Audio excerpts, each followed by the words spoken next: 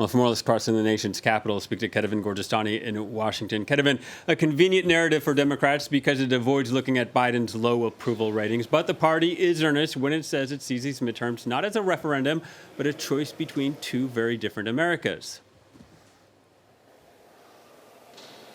Yes, and you're really pointing to something important. Part of it is, of course, a strategy, but part of it is also a belief that really there is a danger there. And I think this warning about democracy being at stake in these midterms really started in early September when Joe Biden gave that speech in Philadelphia. That was the first time, really, that he came out so forcefully against the MAGA Republicans. He specifically named Donald Trump, named those extreme Republicans, and really specifically said that they were the threat to democracy. I was at that speech in Philadelphia, and this was really a very forceful, a very serious Joe Biden there. And then throughout the weeks that led to today, to Election Day, Joe Biden just kept repeating that warning. Democracy is under threat. Democracy is at stake.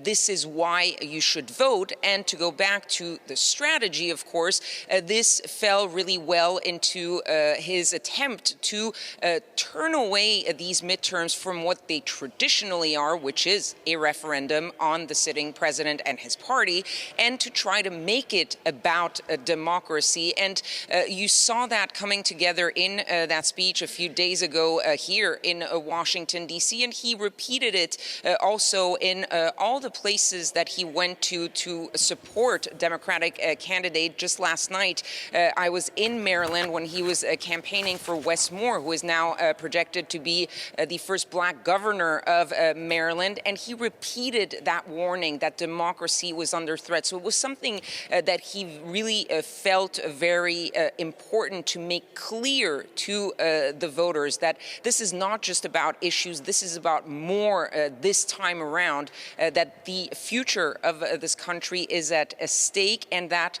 the Republicans, especially the extreme wing of the Republican Party, are the threat, and they need to be kept in check. And he also insisted, whenever he talked about that threat to democracy, about those election deniers that you've been speaking about throughout this program, those election deniers up and down the ballot all across the country who could be in positions that will be overseeing the next presidential election in 2024.